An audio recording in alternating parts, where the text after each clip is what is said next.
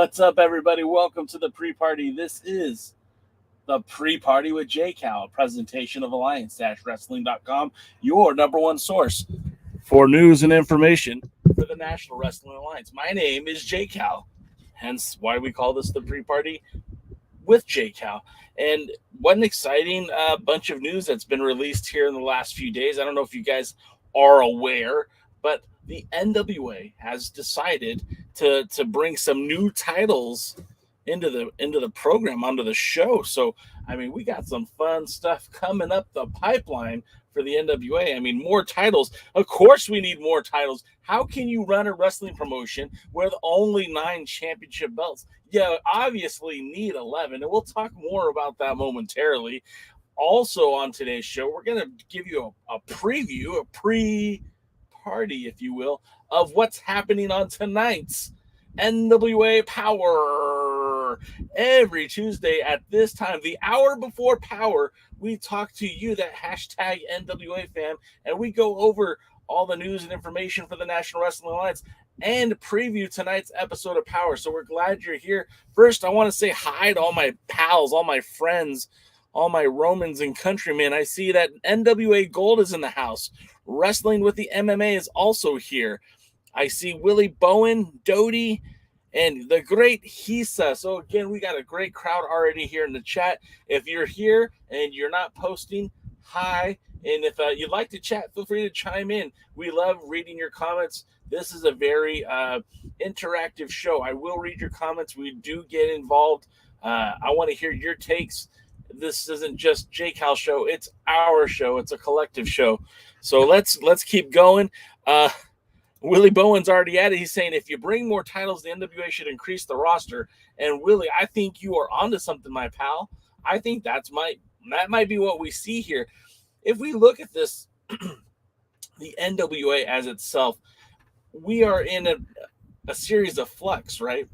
Because they kicked off 2019, the end of 2019. We'll say October 1st. The first taping was September 30th.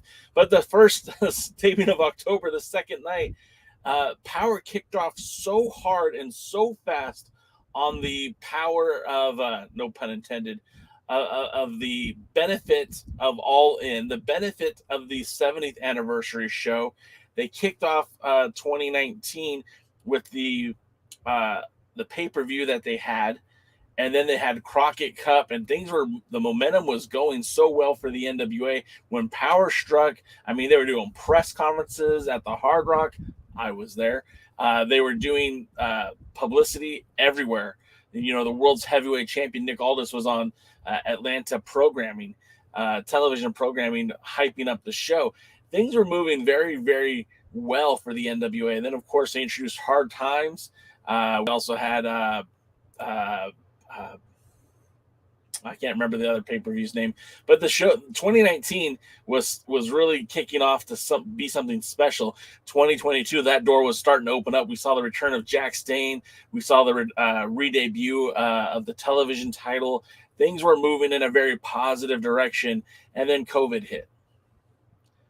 And I know this might sound like a broken record because we talk about this a lot, but you have to give stock in that the pandemic absolutely 100% paused the momentum that the NWA was trying to create. It took a whole year off, literally, like it was done. Now we did see some title defenses between AEW, Thunder Rosa, Nick Aldis, Trevor Murdock, at the time, Zicky Dice.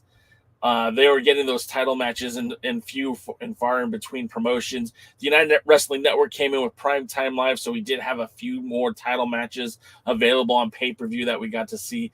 But essentially, the NWA was taking a knee all of the 2020 and a good chunk of 2021 until that brought us till Back for the Attack. They did the tribute show for Josephus. And the ball started rolling again, but it still hadn't gotten to where it needed to be. Remember, they were getting ready to run in smaller arenas, not bingo halls. Not that there's anything wrong with bingo halls. Not VFWs. Not that there's anything wrong with VFWs, but they were legitimately getting ready to run in a small arena in Atlanta. I believe that's where the Bulldogs, Georgia Bulldogs basketball team played. At least that's what I remember. I could be wrong, but they were getting ready to take that next step. Remember, the Crockett Cup 2019 was in the Carbus Arena in North Carolina. I mean, near Charlotte.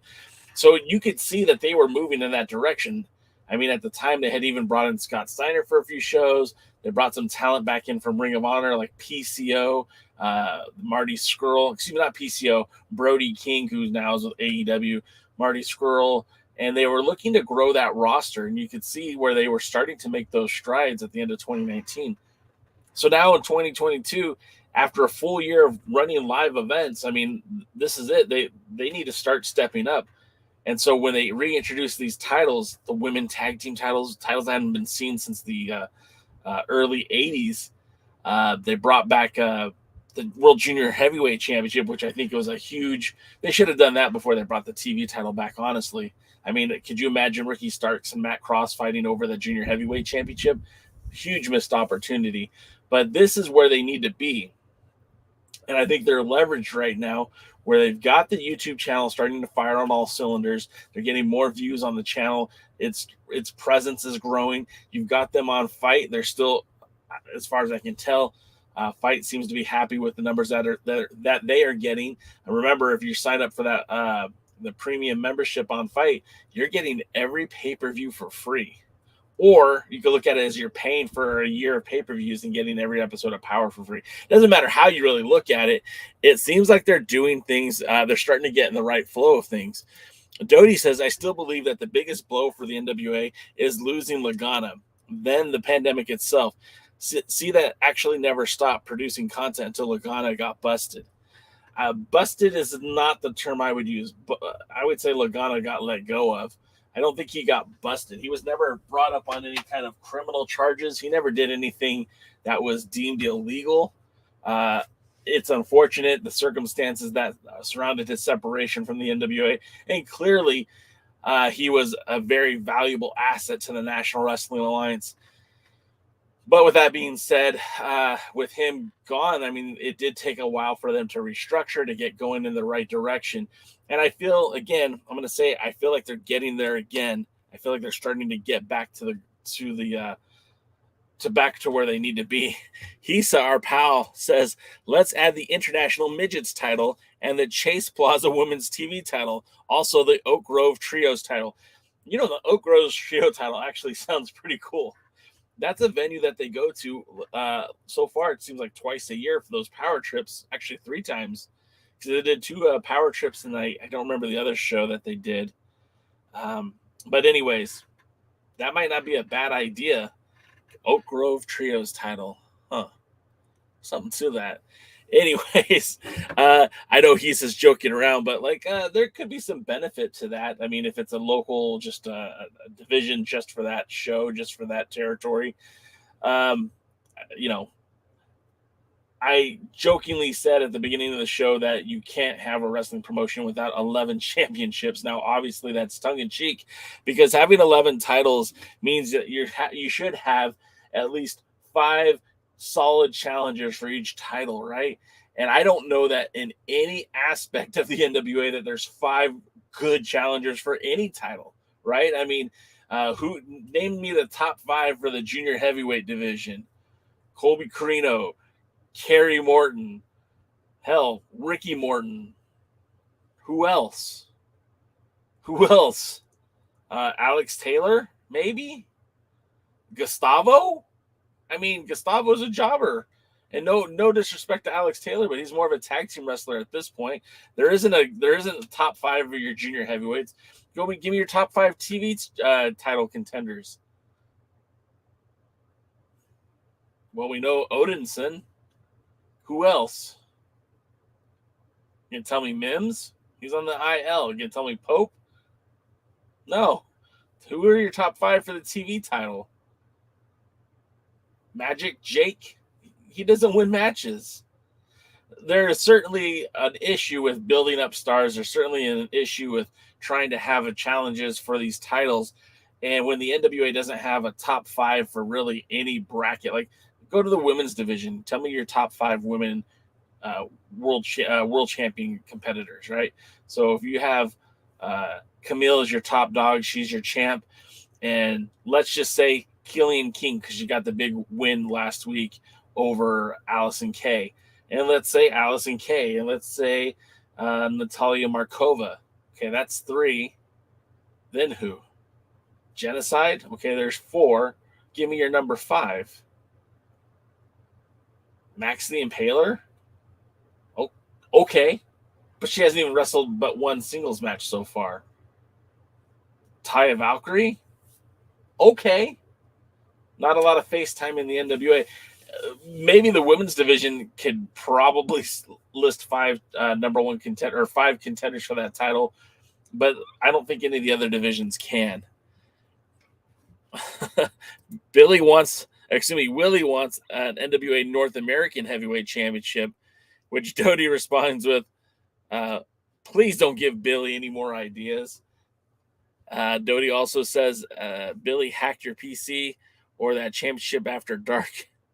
Yeah, I mean, no after dark anything, please. Nothing. And then he says, if everyone has a title, nobody's a champion. That is an awesome, awesome point, because think of it this way, right? If Jack Stain wasn't your national champion right now, would he not be a prime candidate to challenge Tyrus for the TV title? If Jack Stain wasn't your national champion right now, wouldn't he be a prime candidate for the World's Heavyweight Championship? But neither are looked at that way because of the titles that they currently hold. And the more belts you put on people, the less opportunity there is to make something special. You have right now Doug Williams and Harry Smith as champions. Great tag team, fun tag team.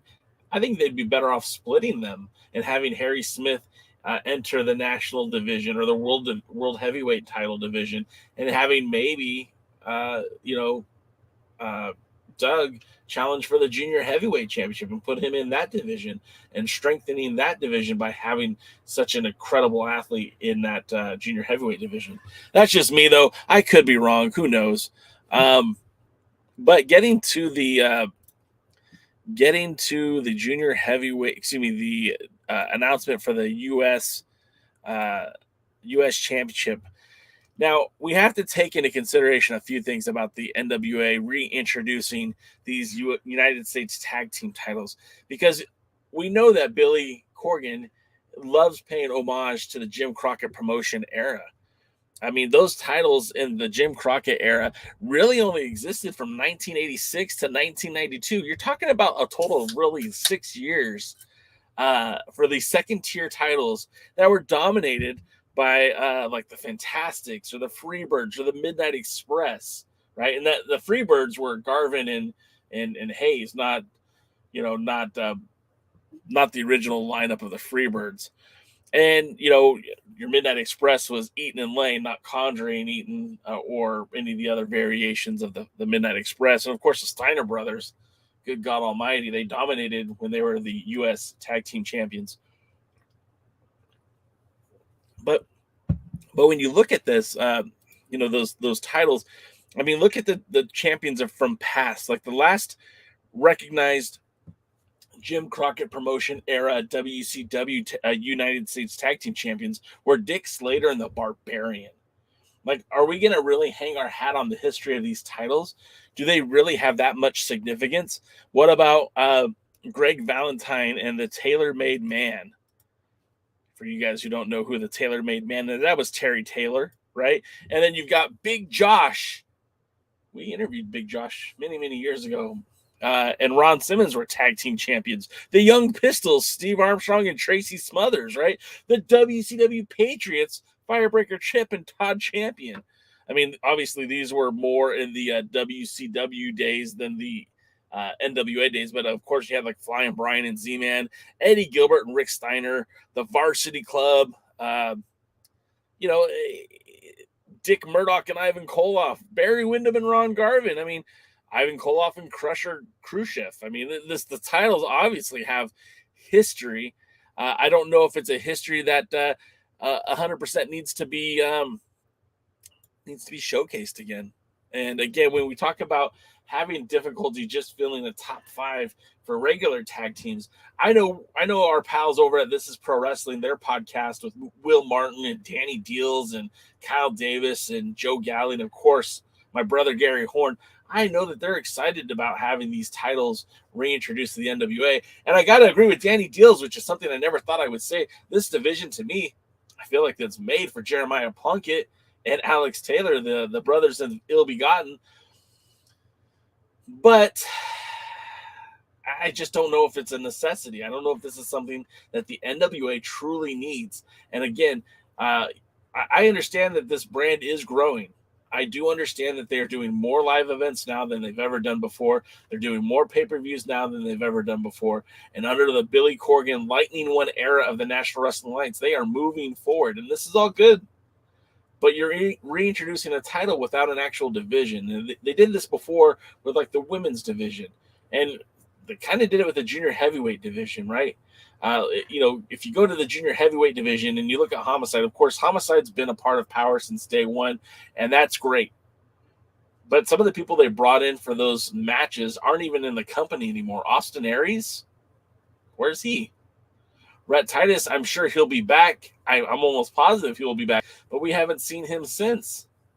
And then whatever happened to Jay Spade getting his title shot? It just seems like they didn't really plan this out when they did it, just like with the women's champions that they crowned at Empower, right? So they brought in competitors from AEW or Impact or, freelance, but, AEW adjacent or Ohio Valley adjacent talent that, we're not even seeing in the NWA at this point.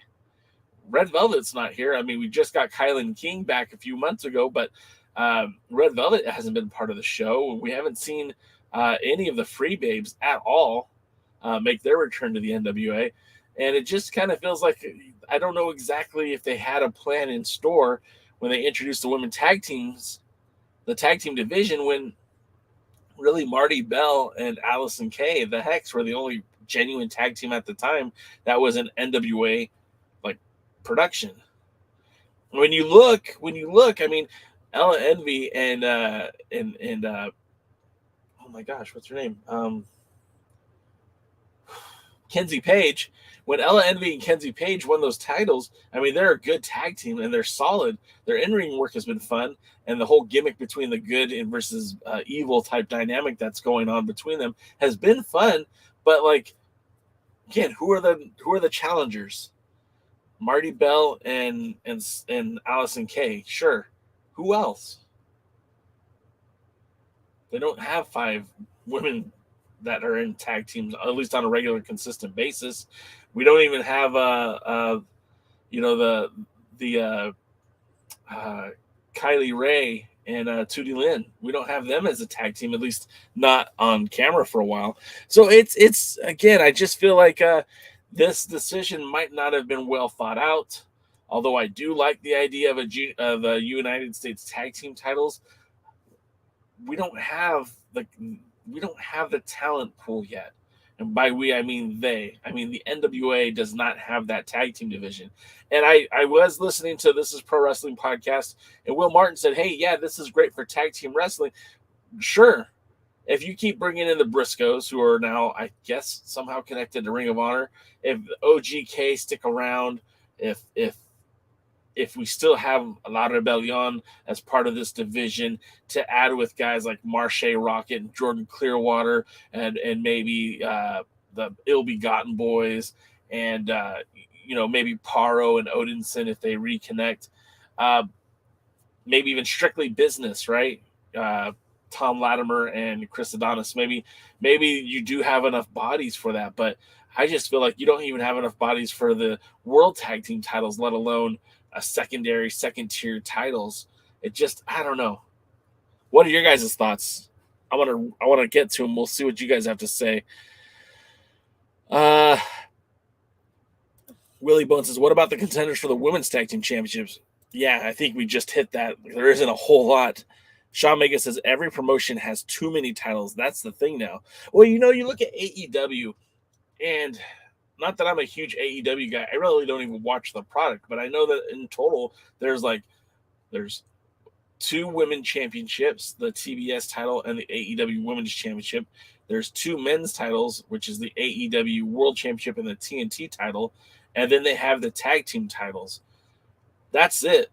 Anything else you're seeing is and then the new one that they just started, the Atlantic Continental something. I don't know. They're basically their other United States title, IC title type thing.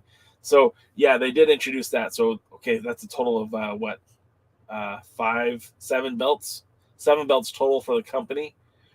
And then they bring in the AAA champions, or they bring in the Ring of Honor champions, but those aren't legitimately AEW titles. Those are outer promotion. Even though I know Ring of Honor is now owned by AEW, that's still considered its own separate entity. So when you see the AAA tag titles being defended by FTR, I mean, that's a little bit different because they're holding a different promotion's titles. I don't look at that as the same thing. Willie Bowen says the Steiner brothers, Dusty Rhodes and Blackjack Mulligan, the Fantastics, Barry Windham and Ron Garvin, Tom Zink and Brian Pillman. Yeah, I mean, I'm not trying to say that there isn't some great tag teams behind that, but even in the Jim Crockett Promotions, these titles lasted 6 years. And why did they end up dropping the titles? Because there wasn't a need for them. There wasn't a need to have 2 sets of tag team titles. Wrestling with the MMA, he beat you, Willie, on this one. So can we expect Tyrus to push for a World Buffet Heavyweight Championship when he loses the TV title? Probably 100%. Doty says the last time the U.S. tag titles were meaningful, and that's really meaningful, was during the Lords of Chaos, and that was until Lance Erickson booted himself.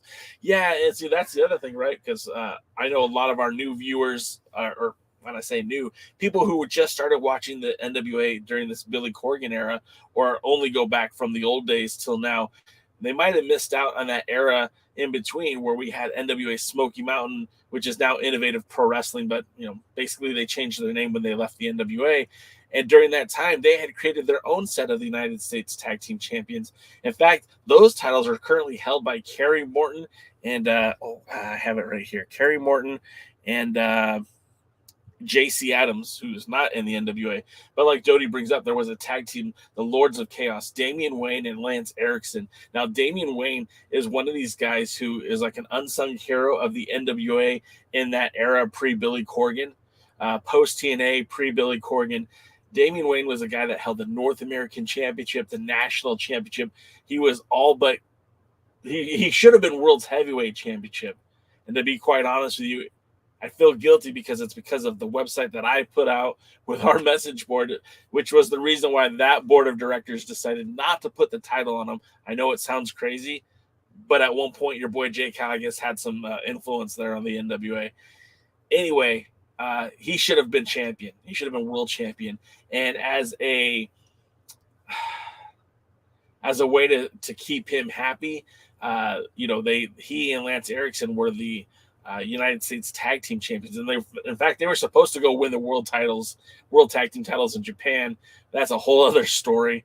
But basically, Damian Wayne was such an unsung hero for the NWA. We did an interview with Damian Wayne on this channel. When this is done and when you're done watching Power, you should go watch that interview with Damian Wayne where he talks about a lot of this stuff. But yes, those titles were those titles at that moment were pretty damn cool, and that's because the Lords of Chaos made them cool. The LOK. Phil Talk Sports says Titus was on USA this week. I'm pretty sure. Did you mean Tyrus? I don't. Oh, Rhett Titus. Maybe he was. I didn't catch that episode yet. I could be wrong. Doty says, if Billy really loves the Jim Crockett Promotions so much, can we get a scaffold match? Doty, I don't think we'll ever get a scaffold match. That was pretty crazy times. Sean Megan says they should put the titles on the Hawks. That's a great call, too. I don't have a problem with that. I love the Hawks. I really want to see my boy Jeremiah Plunkett win some gold. And I know that the NWA is not leveraging him up for a world title run. No disrespect, JP. But I'd love to see that guy with gold. What he's doing for the NWA currently, what he's done for the NWA in the past, And let's face it, man, the guy's a good wrestler. He's a good, solid wrestler. He should be recognized as a champion. But I don't see him beating Jack Stane. I don't see him beating Tyrus. And I sure as hell don't see anybody beating Trevor Murdock at this point. Dodie says the Smiley Dragons are the best women makeup tag team I've ever seen from Billy. And yet Kylie Ray and Tootie Lynn disappeared from the NWA at the moment. Yeah, I know that. I don't want to try to assume why they left, but as they head back to St. Louis, we might see some more of Tootie Lynn. As far as Kylie Ray, I just don't know. I don't know what her status is. Willie says, what about a working relationship with Mission Pro to supply contenders for that Women's World Tag Team Championship? We've had Brian in the chat before, Brian Rosa, who helps run Mission Pro. And he said that there's nothing stopping the NWA from using Mission Pro talent. And if they want a direct pipeline, they can have it. All they have to do is call. And really, I mean, we've seen talent from Mission Pro, end up in the NWA. I mean, Kylan King has been spending a lot of time in Mission Pro. Genocide is one that was in Mission Pro quite a bit. Of course, a lot of other talents had been in Mission Pro who had appeared in the NWA. I don't think that would be difficult at all. It just involves someone getting on the phone, I guess. But you have to put some money behind it. You have to put some thought into it. And again, you have this division, this tag team division. It would have been, if I was Billy Corgan, which I'm not, and again, I don't have the money or the charisma that a Billy Corgan has, but there's a women's wrestling promotion here in Los Angeles, California, David McLean's Women of Wrestling Superheroes, or whatever it's actually called. What an ideal opportunity to work with the NWA. Imagine Camille being on those shows as the Women's World Champion, holding the NWA Women's World Championship. Now, I know that they don't want to put the WOW title on the back burner, but they could have featured Camille as a star. They could have had those tag teams from WOW appear in the NWA and vice versa. This could have been an opportunity to do something. Now, again, maybe it's just not in the cards. Maybe I'm just head in the clouds kind of guy. But if I was running the NWA, I'd have been on the phone with Jeannie Buss and saying, hey, how can we make something work here? What makes sense for everybody involved? Because there's a lot of, look, let's be honest, WOW is putting out these wrestling shows, but a lot of these ladies are very green, and having an opportunity to work more shows, having that direct pipeline with the NWA would make a ton of sense. Having NWA talent to appear once a month for the NWA or once a quarter for the NWA, show up on their program to be seasoned and to be viewed as NWA talents. I mean, that could have been beneficial for both parties. I don't know. It didn't happen. Our pal Vince says an All-Atlantic Championship. Thank you, Vince. I couldn't think of the title. I know that Pac has it right now. I know it's kind of like basically an Intercontinental title. I can't wait to see what they do more with it. I know that they just recently showed one of his defenses on Dark. The same thing with Thunder Rosa, her title defense in Japan they showed on Dark. So I think that's actually pretty cool. Willie says Tyrus should be the Doko Lax heavyweight champion. I don't know what Doko Lax is, Willie. You have to enlighten me. The great Hisa says, even back in the territory days, many arenas had so many titles, including Jim Crockett, Nick Goulas in Nashville, McGurk's in Oklahoma, Louisiana. Yeah, and look, I don't have a problem with the amount of titles. It's just I feel like we're doing it all backwards. If you don't have a division, if you don't have a need for those titles, what's the benefit? What are we getting out of that? And if there are 10 tag teams in the NWA, well, let's count, right? Come on, guys. You can join me here. 10 tag teams. You have right now your current World Tag Team Champions are the Commonwealth Connection. Then right below them, you have La Rebelion. I don't know if the Briscoes are coming back, so I'm not going to count them, but I will count the OKG, the Kingdom, Matt Taven and Mike Bennett, right? And then we have the Fixers. Okay, that's 4. And then we Odinson Paro, but we know Paro is not going to be a part of this season, but we'll still count that. So that's 5. Then you got Marche Rocket and Jordan Clearwater. That's 6. We've got the Ill Begotten. That's 7. Luke Hawk and PJ Hawk. That's 8. Then what? What are they called? Gags and Sal, that's 9, right? Who's 10? Strictly Business. I mean, they aren't really a tag team. They've kind of said as much. Oh, and then the Southern Gentlemen. So there you go. There's 10. How many of those teams do you feel like would be a good representation of the brand to hold titles? Maybe 3 or 4? Anyways, as we keep moving down. Hisa says, but fans in each town didn't really care what was going on in other towns within the same territory. So promoters could usually swap the titles around the towns and didn't have to overload title matches into one card. Exactly. This is different. Your fan base is somewhat smart. I wouldn't call NWA fans smart marks. And a lot of those people on the internet, a lot of the people at the shows aren't the same people talking on Twitter or Facebook about the NWA. It's a different audience. And that's okay. That's good, especially when it's a lot of family.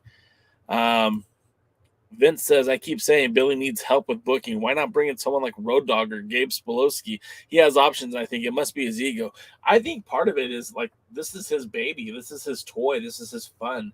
You know, he writes music for a living. He has the Madame Zuzu's tea shop in Chicago. So he's got his thing. This is where he gets to express his creativity outside of music. And some of it's going to be hit and miss. Some of it you guys are going to like. Some of it you aren't.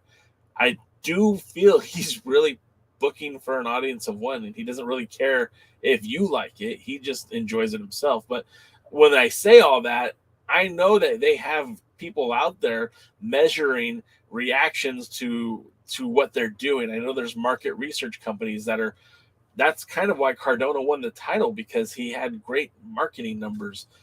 You know, I mean, that's at least the rumor that I hear. But I don't know. Now the title's back on Trevor Murdock, so I don't know if that really plays a role into it, because did Trevor Murdock's marketing numbers go up after he lost the belt? I don't know. Chris says they should have less titles and more real TV. I'm not going to argue with that. Phil Talk Sports says, I can see the Fixers winning the USA Championship and then Colby just stands behind them holding both belts for them. I mean, that could happen too. Hisa says, I agree with Vincent. Billy doesn't need to be booking. He must be very busy with Smashing Pumpkins, touring all over North America this year anyway. I hope he'll bring someone else in. I think if he brought somebody else in, Gabe Spolowski would be the right guy, right? But again, they're not even running full time. The NWA, as it is right now, and I know I'm going to get thrashed for saying this, it's a part-time wrestling promotion. Think about it. They do quarterly pay-per-views and do TV tapings wrapped around those pay-per-views. And then they occasionally sprinkle in some live events. But they're not running every week. They're not running every month. It's part-time. You know, you go look at the WWE. What do? They run almost every day.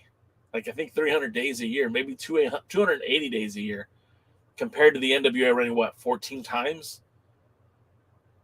Look at not Ring of Honor, but look at Impact. They still do monthly television tapings. Hell, Championship Wrestling from Hollywood, United Wrestling Network, I'm going tonight. They're doing another taping in Irvine. That's their 4th taping of the year. That's pretty much as the NWA has done so far in terms of TV tapings, right? Tell me if I'm wrong. Chris says, let's talk about the elephant in the room. Why is there no involvement by the NWA on Flair's last match show? Great question, Chris. I don't have an answer for you. I don't know. I mean, you heard Nick Aldis allude to it, right? You heard him talk about it a few weeks ago on TV, that they want him to be a part of Ric Flair's retirement show. Why aren't they involved? I haven't got the foggiest idea. It seems like it would be a match made in heaven. You know, they didn't need to recreate Jim Crockett Promotions. They could have done this with the NWA, but maybe the NWA just didn't want to do that. I feel like at the very least, it would have been fitting to see some sort of NWA match on that card, whether it be Trevor Murdock defending the title or the tag team champions defending or something. But what we're getting is none of that. Maybe we'll see some NWA faces in the Bunkhouse Stampede. I mean, they just introduced Bubba Ray today in that. So, I imagine maybe Trevor Murdock will be in there. Maybe Aldis will be in that. Maybe they'll have some NWA beefy guys in there. I don't know. Doty says, has Billy's success getting had Billy been successful getting Gabe Spolowski into the booking team, that would be a win for the NWA indeed. Yeah, I agree, Doty. I think Gabe Spolowski would have been the right guy, but again, you're still only working part-time. They need to start moving into that full-time thing. I think that's the problem. I think they're still hesitant to start just doing full-time pro wrestling. Monthly TV events, taping events, and live events that are not necessarily connected to pay-per-view or TV, I think would be a step in the right direction. Those Oak Grove, Kentucky shows, I mean, they're great. I'm not going to say anything bad about Power Trip 1 or 2, but I feel like those should just be live events. That shouldn't be a part of Power. They did talk about when you signed up for the exclusive plan on Fight that there was supposed to be content that was only for Fight. That's what those should be, I think. That you could pay for them, but if you're part of the Fight Premier membership, you should be able to get those for free, and they shouldn't be airing on YouTube at all. My opinion, my 2 cents. Willie Bowen says, Dave McLean has WOW or Eve Wrestling from the UK. Would be great affiliations with the NWA. Yeah, I like to think so. Doty says, Ric Flair's last match in first ever JCP show in almost 3 decades and no NWA brand involved in them.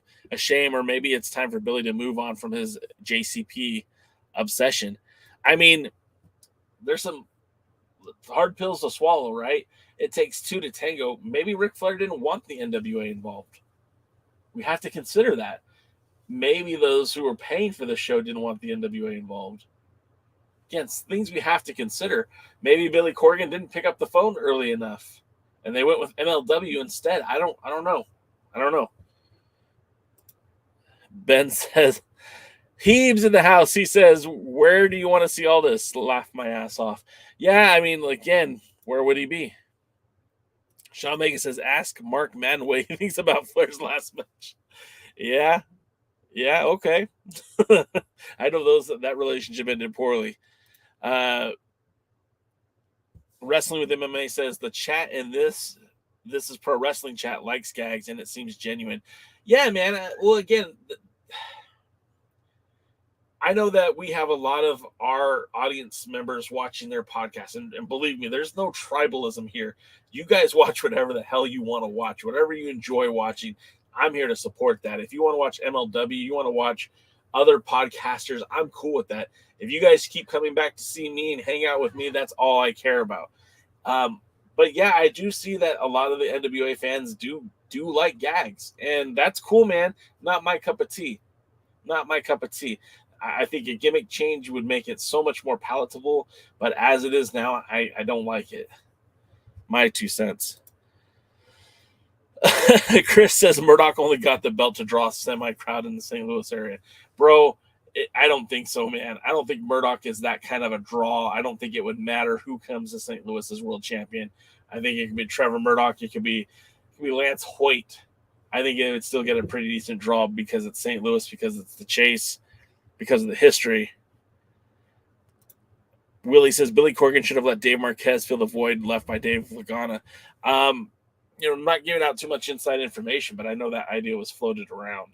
I know that Dave Marquez is loyal to the United Wrestling Network. That's his baby. That's where he's putting his time, money, effort, and everything else into. I know that there were talks about having David Marquez take on a greater role within the NWA, but that would basically keep him from doing what he loves with the United Wrestling Network. So I think there was a conflict there. And then, of course, things got bad during the pandemic, and all of it's moot now. Wrestling with the MMA says it's SummerSlam weekend and Starfest, a Star Cast, and all in one city. Truly a missed opportunity, I feel. Yeah, especially when you got Skyline Studios right there. They could have done tapings right there. They could have had some live events to go around SummerSlam. I mean, they do it every year for WrestleMania, and I know SummerSlam is not WrestleMania. I get that. But there was opportunity to do some live events this weekend that would have made a lot of sense. Not this weekend, but the weekend of SummerSlam. So he says, I wonder why Marquez wasn't invited back. Maybe something to do with Bill Barron's current involvement with the NWA. contrary to popular belief, Marquez and Barons are on good terms. They mostly have been for most of their relationship. That's not it. I know some of the details. I can't really. That's not my story to tell. But there's obviously some animosity there from Dave Marquez. The NWA has mostly just not even mentioned it. You can kind of figure out what happened. And just basically, there's not a relationship anymore. And our boy, the mayor, says, I knew Double J was going to be in that match. I guess Vince didn't see the awful special referee job he did months ago in the NWA. You know, what's really funny about that is, and I'm not a Game Changer wrestling fan, and I'm only have fringe knowledge of what Game Changer wrestling even is. And that's even with Matt Cardona wrestling there. But I know that they spent a lot of money bringing Jeff Jarrett in, and he was supposed to go over on Effie, and later Effie was supposed to go over on Double J, and Double J ended up leaving to go take a job with the WWE, effectively retiring from in-ring competition. So that it kind of felt like Game Changer wrestling got screwed there, but you understand because now he's in the WWE, he can't be wrestling regular matches anymore. But now he's wrestling Ric Flair, so it kind of feels like, at least on the surface, that Jarrett screwed over Game Changer wrestling. All right, let's talk about tonight's show before we run out of time here. Of course, your pal J Cal. I want to say this one more time. Make sure you stay tuned to this channel because I will have some exclusive clips from tonight's episode of Championship Wrestling presented by Pro Shingle from the United Wrestling Network. You'll see some clips and videos from tonight's event. We'll put those out as our stories here on YouTube, not so much on Twitch. But you'll see either here on YouTube or on Instagram or TikTok, where we're pretty active on all three of those content delivery systems, those social media platforms. So make sure you do follow, not just here on YouTube, but also on Instagram and TikTok if you're on it, because we will be airing some of those clips and scenes and photos from tonight's television taping, where if you guys don't know this, Jordan Clearwater, I believe, defends his United Wrestling Network championship against Frankie Kazarian. Pablo Esco defends against Dylan Drake. And then you have the explosion, right, between – it's not really explosion, but you're going to see a golden match opportunity between Slice Boogie, formerly of the NWA, taking on his tag team partner in Danny Limelight. So it should all be pretty cool. And then plus, I believe Colt Cabana is going to be in the house. And of course, Zicky Dice will be there with his Heritage Championship. So a lot of cool stuff. If you guys aren't tuning into United Wrestling Network, again, their videos go up on the Memphis channel on YouTube. If you guys aren't familiar, just Google search Memphis Wrestling, Memphis Championship Wrestling, United Wrestling Network, Memphis Wrestling. You'll find it, I promise. But tonight's television is going to be headlined by this main event, the Race for the Chase Tournament Finals, in a fatal four-way match. Two guys who do not belong in this match, Mike Knox and Bryan Myers, take on Nick Aldis and Thom Latimer. Now, you can even make the case Thom Latimer doesn't belong in this matchup, but sure as shit, he is here. And of these four gentlemen, I do believe that you're going to see Thom Latimer walk away as your number one contender, but that's just wishful thinking. I don't really know what's going to happen here. The fatal four-way or four-way matches, I don't know exactly what the rules are for this event, but I do believe that anything can and will happen. Mike Knox gets a bye. He did not have to compete in the opening round matches. Bryan Myers defeated the Pope to advance. Nick Aldis defeated Tim Storm, basically goaded Tim Storm into breaking the rules, which got him disqualified. And then Thom Latimer defeated Chris Adonis, the former national champion. So that, I think that's going to be good. Again, when I talk about the NWA is taking that next step, the NWA is getting better. To me, this is one of those instances. I hate fatal four-ways. I hate three-way matches. I like to see one guy versus another guy, especially when we're talking about number one contenderships. But as we build to the 74th anniversary show, I get why they want to have an established number one contender. And it could, again, Thom Latimer, Nick Aldis, either one of those guys would be great. I'm not excited about a Mike Knox versus Trevor Murdock match. Actually, I'm not excited about any of the matches but Thom Latimer. if we get Nick Aldis versus Trevor Murdock, I just don't feel like that's not exciting to me. That's the match we got so much last year that I think that storyline should have been concluded already. What are you guys saying in the chat here? Wrestling with MMA says pretty Peter Avalon and Ray Rosas. Yeah, the LA street fight, which is taking place in Irvine, California, which if you're from California, you know that's about a 45-hour-long drive away, but it's all good. Willie Bowen says Ruka Tahaka should be in the NWA women's division. Ruka Tahaka is great. I don't know if she's even I think she signed with a company, has yet to make her debut on television publicly, but I'll let you guys speculate and try to figure that one out. And Doty says, if no NWA involvement in Ric Flair's Jim Crockett Promotions last match, then Billy better move on from his JCP obsession and better embrace another history. Come on, time to embrace more St. Louis heritage. I mean, that's a perfectly good point, Doty. I don't disagree with that. And then Doty says maybe Aldis winning the Fatal 4-Way, but then Thom kicks his ass during the T-Mart gathering and still the contender spot. Again, another solid plan. These we talked about it a few weeks ago on the Alliance Guys podcast. And again, there's a lot of wrestling promotions out there who are working with the NWA, specifically like this T-Mart, the Gathering. Last year, we saw Kenzie Page unsuccessfully challenged for the Women's World Championship against Camille. We saw Trevor Murdock and Nick Aldis go one-on-one, and where Aldis won that match cleanly. And this all happened before the 74th anniversary show. The Gathering 3 this year also takes place before the 74th anniversary show, and there will be that match with Thom Latimer, and Thom and Aldis are fighting, so something could be going on with that. Dave says if Knox ends up winning the 4-way, have Bully interfere and keep their storyline going. Yeah, I mean, sure. If he wins, you got to put him over. Well, not put him over, but he's got to be in that main event, at least night one for the anniversary show. And I've heard all kinds of speculation. What I think would be awesome is if somehow Matt Cardona was healthy by then. We haven't heard him say a lot on the show or on even social media. We know he was in Australia because he has fulfilling his booking obligation, but he did not compete. So it'll be interesting to see, is he ready? Will he be ready? He's always ready, but maybe he's not ready. That's too much talking. Doty says, we just celebrating the 74th anniversary a while ago and almost a year anniversary of Aldis without any title. Yeah, that's a great point. Remember, at the 73rd, Aldis lost that title, and now we're approaching one entire calendar year without Aldis as world champion. However, it's not like he hasn't been in the spotlight.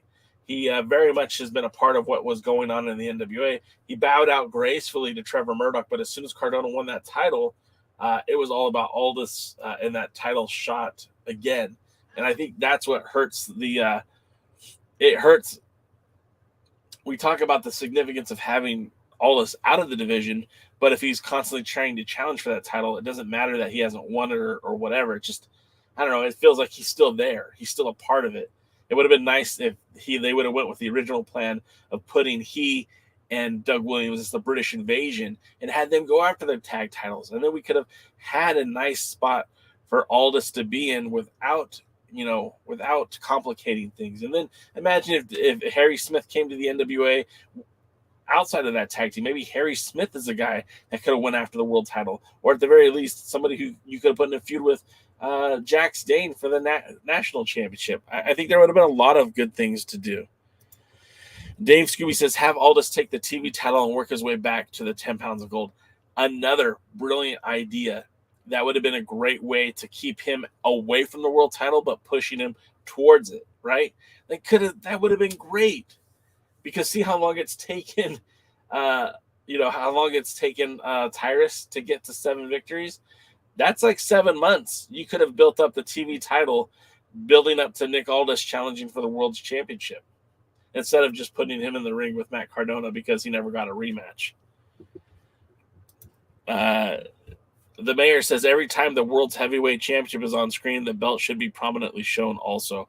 I agree with that 100%. The number one of all the NWA, of all the characters, of all the talent, the biggest star of the NWA is, in fact, the 10 pounds of gold. It's not Nick Aldis. It's not Trevor Murdock. It's not Matt Cardona. It's that 10 pounds of gold. The belt that was held by Ric Flair. The belt that was held by Dan Severn. The belt that was held by Ken Shamrock. The belt that was held by Shinya Hashimoto. The belt that was held by Sting and AJ Styles and Jeff Jarrett and Raven and Rhino and Adam Pearce and Blue Demon Jr. and the Sheik. Yeah, I said the Sheik. And Kojima and Tenzin and Jax Dane and Rob Conway. That belt that was held by Terry Funk. The belt that was held by Tommy Rich and Dusty Rhodes and Harley Race. That's the title. That's the title. That is the star of the show. And there is nobody bigger or brighter in the NWA than that 10 pounds of gold.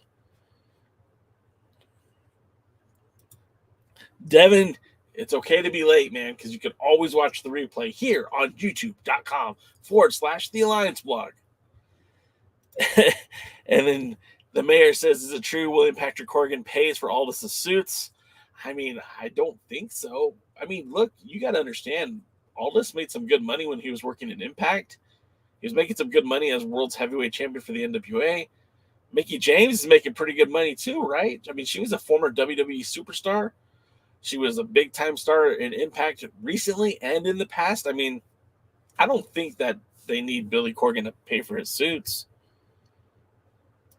Dodie says, at least I hope Tyrus finally loses or has no matches at all the pay-per-view because I don't want him main eventing the sacred ground of the chase.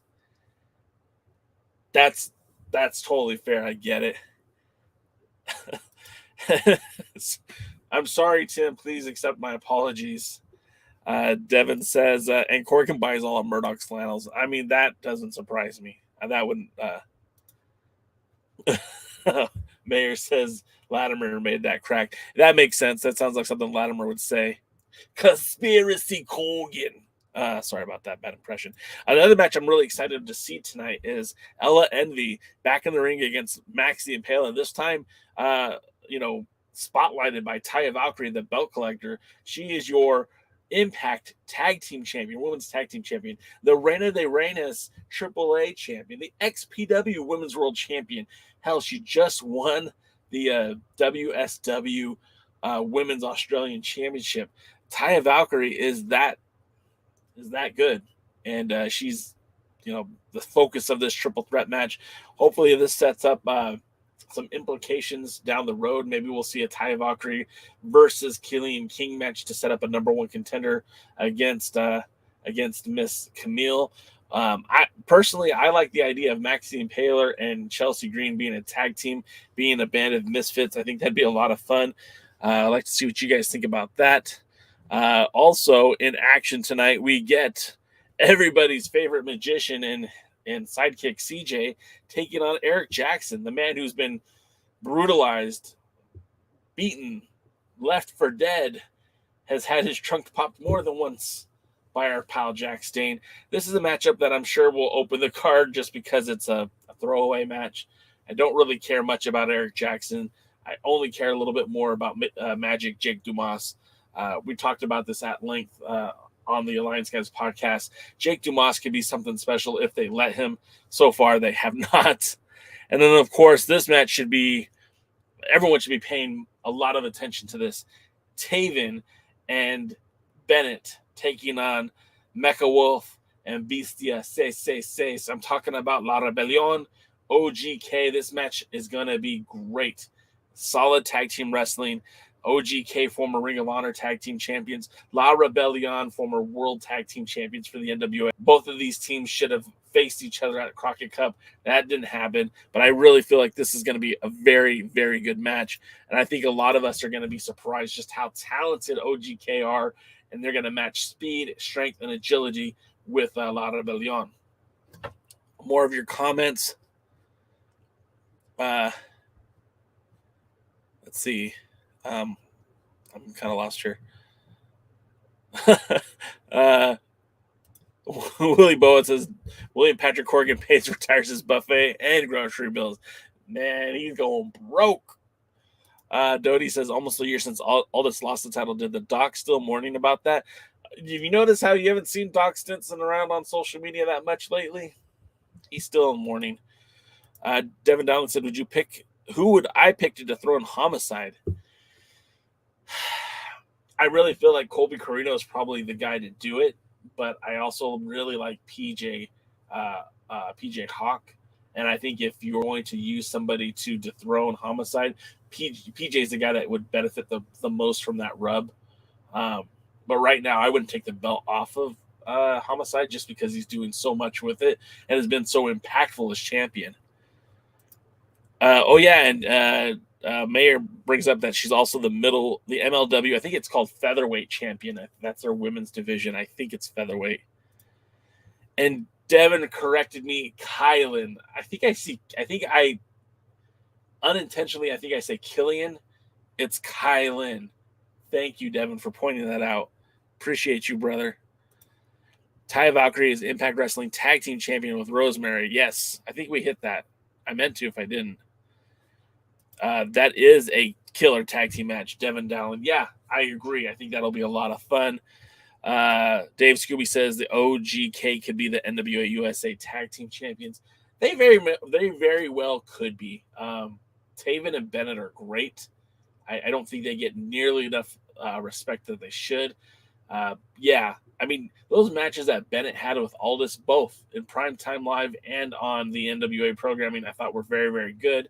Taven is a former NWA middleweight champion in his own right, that title being a CMLL title, but nevertheless, former Ring of Honor world champion. Both these guys are very, very gifted, and I do like to see more from them. So I would be okay with them winning those tag titles. Does anyone feel like we've had too many tag tournaments this year? Crockett Cup was a 2-night tag team tournament, and we're having a secondary tag tournament to crown tag team the United States tag team champions. Hisa says saw Smashing Pumpkins on Stephen Colbert a few weeks ago. Corgan dressed up much nicer than he does as NWA president. I always see him in like a sweater and a baseball cap, and he was out here in LA when the NWA and Championship Wrestling from Hollywood were still working together, and we'd have Tim Storm and Nick Aldis and Dave Lagana and of course William Patrick Corgan was out here, and he never took off this black ruffle jacket, his Madame Zuzu hat, and I just thought, man, that guy must be so hot. It's like 90 degrees outside, and you're wearing a jacket and pants, but that's him, eccentric, I guess. Devin Dowling said Matt Taven and Wrecking Ball tagged up this weekend to take on the Killer Clown and Murder Clown. Oh, from CMLL, those I don't like those guys. Those masks freak me out. Dodie says I can see the OGK becoming the tag team champion sooner or later unless Ring of Honor calls them back. Yeah, that's the other thing. I mean, they could be the world tag team champions. They're obviously talented enough. But yeah, to what Dodie pointed out, if Ring of Honor calls, are they listening? Is that an option? If not, it should be. And Dodie says, so should we drop the accusation that Billy hates tag teams? No. We know that Billy doesn't hate tag teams. He just doesn't like tag teams that he didn't create. Think about it, right? When he broke up Mayweather and Jack Stain, that was a creation before Billy Corgan. When he broke up, seemingly broke up Paro and Odinson, because we haven't seen Paro, but we're seeing Odinson. That was a tag team created outside the NWA. Stevenson's and Kratos, technically that tag team was formed in Primetime Live, so maybe that is the exception.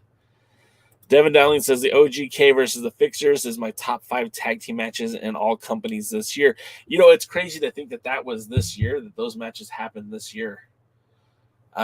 Wrestling with MMA says Corgan has a specialized suit he wears underclothing that keeps him at comfortable 70.4 degrees.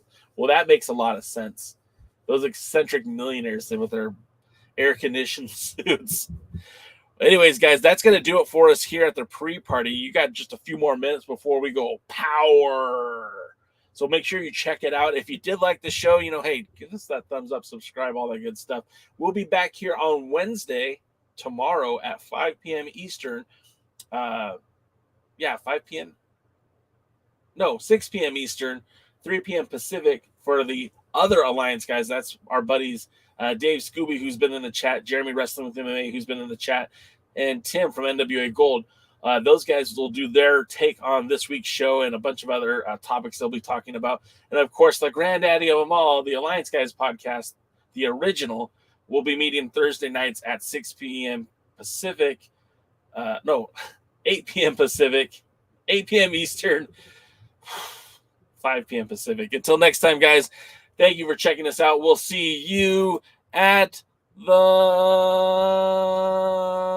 matches. Thanks for checking out the pre-party, a presentation of Alliance-Wrestling.com. You should hit that subscribe button and join our community. I also want to remind you that we recap NWA Power every Thursday at 8 p.m. in the live stream. We try to stay social, so find us at the Alliance blog. And until next time, we are the Alliance.